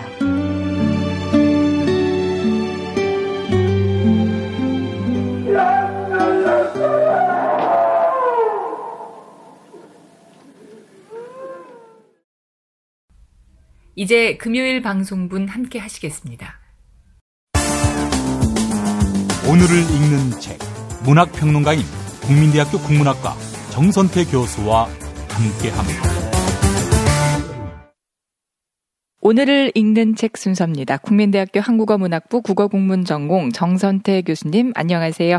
네, 안녕하세요. 네, 오늘 어떤 책 소개해 주시나요? 오늘 마지막이라고요? 아, 네, 오늘이 마지막입니다. 아쉽죠? 네, 아쉽습니다. 제 제안인데요. 이완배 기자나 다른 분들은 김 PD하고 인터뷰하라고 하고요. 오늘 읽는 책은 우리 김한원 원사가 저하고 인터뷰했으면 좋겠습니다. 그럴까요? 호흡이 잘 맞아서 저도 참 편하고요. 아, 정말요? 아유, 감사합니다. 네, 이제 김 PD가 못할 것 같아요. 우리 김 PD는 이렇게 하다가 졸고 그래요. 네, 뭘 먹기도 하고, 뭐 한참 얘기하고 나면은 뭐 쩝쩝거리고 있고 이럽니다. 아, 우리 김용민 PD께서 너무 바쁘셔가지고 식사할 시간이 없으신가 보네요. 그리고 한참 얘기하다 보면 코 고는 소리가 들리기도 합니다. 그리고 또 우리 김 PD는 편애가 좀 심합니다. 특히 네. 이완배 기자를 아주 편애하고요. 그리고 정상 기자와 아주 가깝고, 김성희 보좌관하고도 각별한 사이인 것 같은데 저는 저 멀리 띄워놓고 뭐 하려고 말려 말아라 이런 식입니다. 제가 듣던 거랑 다른데 우리 김용민 PD께서 그렇게 얘기 안 하시던데 우리 정선태 교수님을 아주 존경하는 교수님이라고 제게 그렇게 소개하셨는데요. 저는 대외적인 외교적 수사라고 생각합니다. 아, 오늘 김용민 PD 없는 마지막 날이니까 뭐 하고 싶은 말씀 있으시면 그냥 다 하셔도 될 것 같아요. 그렇죠? 네. 우리가 하고 싶은 말 하기 위해서 하는 건데. 네. 네. 네, 그래서 오늘은 우리 김보영 아나운서와 따님이 함께 읽으시면 좋을 책 하나 골랐습니다. 아유, 좋죠. 네, 오늘이 시가 있는 금요일인데요.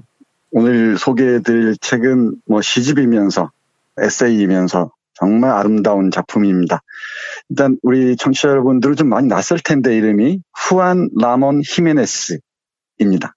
후안 라몬 히메네스란 스페인의 저명한 시인자 작가의 작품 플라테로와 나 여러분과 함께 할 텐데요.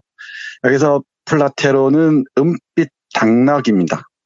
그리고 이 나는 나고요. 네. 그러니까 시적 화자죠. 나가 플라테로라는 당나귀와 함께 자기가 오랫동안 살았던 마을, 이 모게르라는 마을을 쭉 돌아다니면서 당나귀가 나눈 이야기들, 그리고 바라본 일상의 풍경들, 삶에 대한 철학적인 인식들을 쭉 보여주는 정말 훌륭한 작품입니다.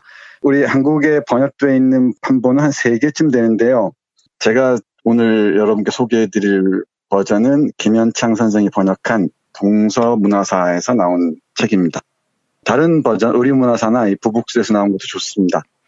어떤 버전을 보셔도 좋으니까 이 산문적 서정 시집은 꼭 함께 보셨으면 좋겠습니다. 네.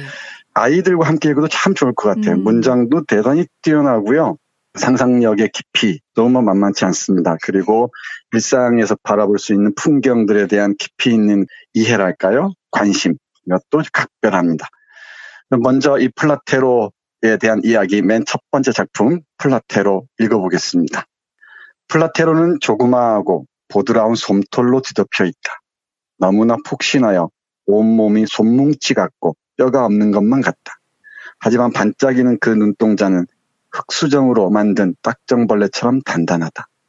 고삐를 풀어주면 플라테로는 들판으로 달려가 분홍색, 하늘색, 노란색, 앙증맞은 꽃들을 콧등으로 가볍게 어루만진다. 내가 다정하게 플라테로 부르면 까르르 웃는 듯한 경쾌한 발걸음으로 목가적인 방울소리와 같은 발소리를 또각또각 울리며 달려온다. 플라테로는 내가 준 것이면 무엇이든 잘 먹는다. 오렌지, 호박색 포도, 투명한 꿀이 방울방울 흐르는 검붉은 무화과를 아주 좋아한다. 플라테로는 사내아이나 계집아이처럼 사랑스럽고 어리광쟁이이지만 마음은 돌덩이처럼 단단하고 굳건하다. 내가 일요일마다 플라테로를 타고 동구 밖 오솔길을 지나면 말쑥하게 차려입고 어슬렁어슬렁 걸어오는 마을 사람들이 걸음을 멈추고 플라테로를 바라본다. 강철 같구먼. 그렇다. 강철 같은 플라테로는 달림과 같은 은빛을 띠고 있다. 네, 이렇게 시작합니다. 네. 플라테로에 대한 프로필, 소개로 시작하죠. 우리 김 아나운서는 글을 쓰시니까 잘 아시겠지만 문장이 참 간결하면서도 탄탄하다는 걸 알 수 있습니다. 네, 그렇네요. 글쓰기 공부한 아이들이 읽으면 참 좋을 것 같아요. 그리고 사파가 아주 독특하게 그려져 있습니다. 동서문화사 버전을 보면은 사파와 함께 이 글을 읽으시면 참 좋을 것 같습니다. 우리 스페인 문화권에서 당나귀 하면 각별한 동물입니다. 세르반테스 돈키호테에 나온 산초 판자와 함께 가는 당나귀 있죠. 우리 돈키호테가 타는 비루먹은 말과 대비되면서 산초 판자의 당나귀 떠올리시면 될 것 같습니다. 네. 그래서 스페인 사람들에게 당나귀는 친근하게 다가오는 것 같아요. 근데 영어권의 이 말들 보면 당나귀는 되게 바보나 멍청이 이런 식으로 얘기할 때 많이 쓰죠. 그렇죠. 근데 우리 후안 라몬 히메네스는 당나귀 플라테로에게서 강철 같은 단단함 그리고 달빛과 같은 부드러움을 동시에 발견하는 것 같습니다. 이렇게 플라테로는 당나귀와 함께 걸으면서 일상의 풍경들, 또 자연의 풍경들, 삶의 의미들을 하나하나 길어 올리는데 100편이 훌쩍 넘는 작품들인데 정말 다 읽어드리고 싶을 정도로 좋습니다. 네. 제가 한 20편 골라놨는데 다 읽기는 어려울 것 같고요. 제가 몇 편만 골라서 여러분께 들려드리겠습니다. 내가 죽으면이라는 시편 보겠습니다. 플라테로와 내가 함께 가면서 내가 플라테로에게 플라테로 내가 죽으면 내가 어찌어찌 할 것이다. 이런 부분입니다. 아마 우리 반려동물들 키우시는 분들에게는 각별하게 이 작품이 와닿을지도 모르겠습니다. 네. 나의 플라테로, 내가 나보다 먼저 죽더라도 마을 관리의 집마차에 실려 드넓은 바닷가 늪지대나 산길 낭떠러지에 그냥 버려지는 일은 없을 거야. 아무도 사랑해주지 않는 가엾은 다른 집 당나귀나 말이나 개들처럼 말이야.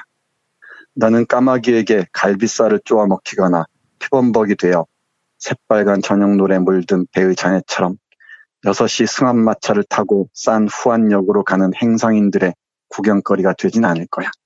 또 가을의 어느 일요일 오후 아이들이 솔방울을 따먹으러 솔숲으로 들어와서는 겁도 없이 재미삼아 가지에 매달려 낭떠러지 밑을 내려다보며 시궁창에서 썩어가는 조개 사이에서 퉁퉁 부어 딱딱하게 굳은 모습을 발견하고 소스라치게 놀라는 그런 일이 너한테는 일어나지 않을 거야. 그러니 마음 놓으렴 플라테로야. 나는 네가 그토록 좋아하는 피니아 언덕의 커다랗고 둥근 소나무 밑에 너를 묻어줄게. 너는 즐겁고 평온한 삶 곁에서 잠들게 될 거야. 사내 아이들은 신이 나서 뛰어다니고 계집 아이들은 내 곁에서 작고 나지막한 의자에 앉아 바느질을 하겠지. 또 너는 내가 외로움에 읊조리는 시를 들을 거야. 너는 오렌지 나무 밑에서 빨래하는 처녀들의 노랫소리도 들을 거야. 삐걱거리며 우물물을 퍼올리는 소리도 영원히 잠든 너에게 기쁨과 위안을 주겠지.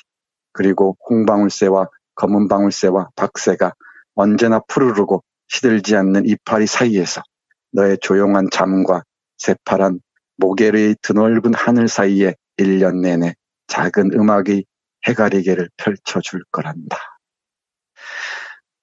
평생 자기와 함께해준 플라테로에게 내가 죽으면 절대 서럽게 하지 않겠다. 그리고 다른 사람의 구경거리 되지 않게 하겠다. 정말 아름다운 노래가 가득한 그런 자연 속에 묻어주겠다. 라고 얘기를 합니다. 이 동물과의 교감 능력이 대단히 탁월했던 것 같습니다. 이 후안 히메네스는 그랬다고 하네요. 모든 존재하는 것은 그 자신의 가치를 자기 등에 짊어지고 간다고 했답니다. 그러니까 당나귀 한 마리 일지언정, 지언정이라는 선어문 어미가 적절한지 모르겠습니다만은 보잘것없는 당나귀처럼 보이지만 이 당나귀에게도 그만큼 삶의 무게, 존재의 의미가 분명히 있었겠죠. 그걸 통해서 또 인간들이 얻고 배우는 게 얼마나 많겠습니까? 동물도 그렇지만은 풀 한 포기도 마찬가지일 겁니다. 또 읽어야죠. 오늘 날씨에 어울리는 글인지도 모르겠습니다. 진홍색 풍경이라는 작품입니다. 언덕 꼭대기 그곳에서 저녁 해가 저문다. 저녁 해는 보랏빛으로 물들고 스스로 쏜 빛의 화살에 상처 입어 온몸에 피를 흘리고 있다. 푸르른 솔숲이 노을빛에 볼구르무르하게 물든다. 새빨갛고 투명한 작은 꽃과 풀잎들이 촉촉하고 싱거로운 향기로 고요한 한때를 채우고 있다. 나는 해걸음을 바라보며 넋을 잃는다. 플라테로는 새까만 눈동자에 진홍색 노을을 담고 주홍색, 붉은색, 보라색 물웅덩이 쪽으로 조용히 걸어간다. 플라테로가 물웅덩이 거울에 주둥이를 살포시 담그자 거울이 깨지면서 흐르기 시작한다. 그리고 피처럼 검붉은 물이 플라테로의 커다란 목구멍으로 거침없이 빨려 들어간다. 어디서나 흔히 보는 광경이다. 하지만 그 한때가 이 풍경을 참으로 신비롭고 금방이라도 부서질 것 같지만 영원히 잊을 수 없는 모습으로 바꿔버렸다. 그 순간 우리는 아무도 살지 않는 궁전으로 살그머니 발을 들인 것만 같았다. 저녁놀이, 저녁놀 너머로 퍼져간다. 영혼으로 이어진 시간은 무한하고 평화롭고 헤아릴 길이 없다. 자, 가자, 플라테로. 참 놀랍게 아름다운 시입니다. 네, 정말 서정적이네요. 그렇죠. 어떤 그 물웅덩이에 노을이 비치니까 빨갛게 보이겠죠. 이 물웅덩이에 입을 대고 물을 마시는 이 플라테르의 모습을 그리고 있습니다. 네. 피처럼 검붉은 물이 플라테르의 커다란 목구멍으로 거침없이 빨려 들어간다 이렇게 표현을 했네요. 이 저녁 노을이 지는 풍경을 이렇게 묘사했습니다. 네. 어린이들에 대한 깊은 사랑을 또 볼 수 있는 작품들이 참 많아요. 그 중에 하나 아이와 물이란 작품 보겠습니다. 크고 먼지 자욱한 광장은 장렬하는 뙤약볕에 바싹 말라서 아무리 조심조심 걸어도 하얀 모래먼지가 눈썹까지 내려앉는다. 분수 옆에서는 한 아이가 무심한 듯 즐겁게 물과 마음을 나누고 있다. 그곳에는 나무 한 그루 없지만 사람들의 마음속은 그곳으로 다가갈수록 한 낱말로 가득 차고 눈으로 짙푸른 하늘에 그려진 커다란 빛의 글자를 읽는다. 오아시스. 아직 아침인데도 벌써 한낮의 불볕더위가 극성을 부린다. 샌프란시스코 광장의 매미가 올리브 나무에 톱질하는 소리를 내고 있다. 아이의 머리 위로 뜨거운 햇볕이 이글이글 쏟아지지만 아이는 물에 정신이 팔려 알아채지 못한다. 바닥에 배를 깔고 흐르는 물 속에 한 손을 집어넣는다. 손바닥을 간지리는 시원한 물은 부드러운 궁전을 만들며 너울거리고 아이의 검은 눈동자가 황홀하게 그 모습을 쫓는다. 아이는 혼잣말을 하고 코를 훌쩍이며 다른 손으로 누더기 사이 여기저기를 극적거린다. 언제나 같으면서도 순간순간 새로워지는 물의 궁전도 이따금 흔들린다. 이윽고 아이는 자신이 붙잡은 아름다운 형상이 피의 고동에 흔들려 무너지지 않도록 손을 더욱 깊이 담그고 숨을 죽이며 가만히 자신을 억누른다. 살짝만 움직여도 순식간에 다른 그림으로 바뀌는 만화경처럼 물은 조금만 움직여도 이내 모양을 바꾸어 버리기 때문이다. 플라테로, 내가 하는 말을 네가 이해할지 모르겠다만 그 아이의 손 안에 내 마음이 깃들어 있단다. 네, 광장에 분수대 비슷한 곳이 있었던 것 같죠? 더운 날입니다. 아이가 그 분수대에서 물장난을 하고 있는 것 같아요. 가난한 집 아이인 것 같습니다. 물장난을 하니까 물이 그리는 모양이 물궁전이라고 표현을 하고 있고요. 네. 그리고 이 아이의 손 안에 시인은 자신의 마음이 있다고, 깃들어 있다고까지 얘기를 합니다. 듣는 것보다는 직접 읽으시면서 하나하나 음미하면 더욱 깊게 또 넓은 여백들이 훨씬 깊이 있게 와 닿을 것 같습니다. 네. 말리셔도 한 작품 더 읽어야 될 것 같습니다. 네. 플라테로와 함께 모게르란 마을을 오랫동안 여행했던 것 같습니다. 그런데 오랫동안 동반자였던 플라테로가 죽음을 맞이합니다. 플라테로에게 바치는 죽음의 시와 그리움의 시 두 편 잇따라 읽어보겠습니다. 네. 먼저 죽음입니다. 플라테로가 슬픈 듯이 눈물을 글썽이며 짚을 깐 자리에 누워있는 것을 보았다. 나는 곁으로 다가가 말을 걸면서 몸을 어루만져 주었다. 그리고 다시 일어나 주기를 기도했다. 가여운 플라테로는 갑자기 몸을 부르르 떨더니 앞발을 잡은 채 일어서려고 했다. 일어서지 못했다. 나는 플라테로의 앞발을 바닥에 내려주고 다시 한번 다정하게 어루만졌다. 그리고 의사를 오라고 했다. 늙은 다라봉 씨는 녀석을 한번 보더니 이가 빠진 커다란 입이 턱에 묻히도록 고개를 푹 숙이고 가슴 위에서 충혈된 얼굴을 시계추처럼 절레절레 내저었다. 도저히 가망이 없죠? 나는 그가 뭐라고 대답했는지 모른다. 안 됐지만 이미, 아니, 고통이 무슨 나무 뿌리랑 같이 흙을. 정오 무렵 플라테로는 죽어 있었다. 목화솜같이 자그마한 배가 지구처럼 둥그렇게 부풀어 오르고 딱딱하게 굳은 파리한 네 다리가 허공에 떠 있었다. 곱슬곱슬한 털은 슬픈 먼지로 뒤덮여 손을 대면 우수수 빠지는 낡은 인형의 벌레 먹은 삼부스러기로 만든 머리털 같았다. 고요한 마구간에는 세 가지 빛깔이 아름답게 어우러진 나비 한 마리가 작은 창문으로 쏟아지는 빗줄기 속을 지날 때마다 붉게 반짝이며 날아다녔다. 네, 플라테로는 당장 영혼이 빠져나가는 모습을 이렇게 표현하네요. 네. 세 가지 색깔이 아름답게 어우러진 나비 한 마리가 작은 창문으로 쏟아지는 빗줄기 속을 지날 때마다 붉게 반짝이며 날아다녔다라고 얘기를 합니다. 그리움이 없을 수가 없죠. 모든 사라지는 것들에 대한 그리움은 어디나 있을 텐데 특히 오랫동안 가까이 했던 사람은 물론이고요. 동물들 그리고 나무 한 그루까지도 우리에게 깊은 그리움의 자국을 남기는 것 같습니다. 마지막 작품 그리움 읽어드리고 마무리하겠습니다. 네. 플라테로, 너는 우리를 보고 있지? 그렇지? 정말 보고 있니? 채소밭이 노리야 우물물이 평화롭게 그리고 투명하고 차갑게 미소 짓고 있는 모습을, 바지런한 꿀벌들이 해질 옆에 아스라한 빛 속에서 로즈마리 사이로 날아다니는 모습을, 초록색과 연보라색 로즈마리가 언덕을 붉게 물들이는 석양 아래 장밋빛과 황금빛으로 빛나고 있지? 플라테로, 너는 우리를 보고 있지? 그렇지? 대지와 하늘을 잇는 유리처럼 반짝반짝 빛나는 끝없는 순수 속에서 세탁장이들의 작은 당나귀 무리가 기진맥진해서 절뚝절뚝 서글프게 오래된 샘물로 이어진 붉은 언덕을 올라가는 모습을 정말로 너는 보고 있지?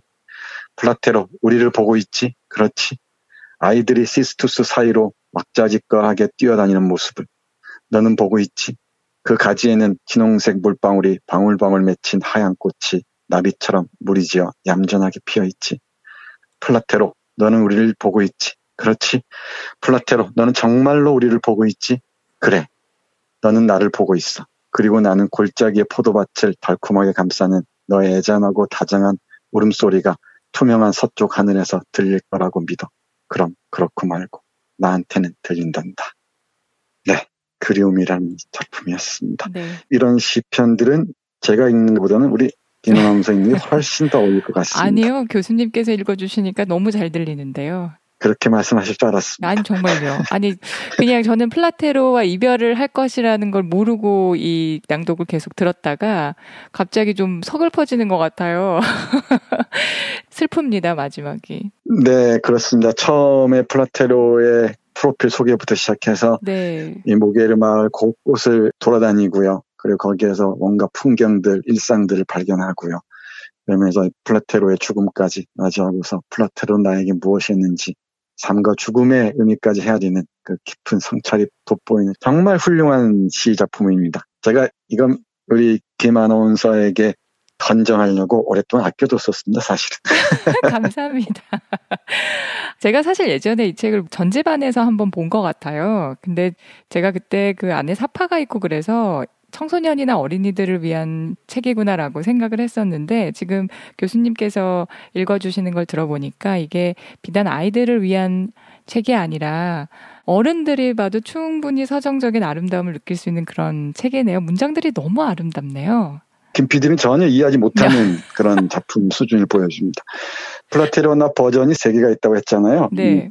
동서문화사, 의류문화사, 부북스. 뭐 어느 것이나 다 좋은데 특히 동서문화사 버전이 제가 본 번역이 훨씬 더 매끄럽습니다. 그리고 뒤에 후안 라몬 히메네스의 시편들도 꽤 많이 수록되어 있어요.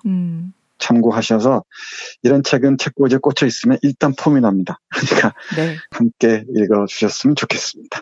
오늘 교수님 플라테로와 나 이야기까지 잘 들었습니다. 정말 일주일 동안 좋은 책에 대한 말씀 너무 잘 들었고요. 가슴과 머리를 채우는 정말 소중한 시간이었습니다. 교수님 다음 주에도 계속해서 잘 부탁드립니다. 네, 감사합니다. 지금까지 김용민 브리핑, 정선태 교수의 오늘을 읽는 책, 주간방송 종합편과 함께 하셨습니다. 정선태 교수의 오늘을 읽는 책은 매일 아침 업데이트되는 김용민 브리핑을 통해 가장 먼저 들으실 수 있습니다. 이상으로 종합편을 모두 마칩니다. 애청해주신 여러분 감사합니다. 김용민 브리핑과 함께한 시간 어떠셨어요? 다음 시간에도 보다 바르고 알차며 즐거운 정보로 여러분을 찾아가겠습니다.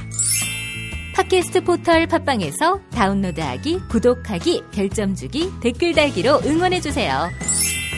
잊지 마세요. 다운로드하기, 구독하기, 별점 주기, 댓글 달기.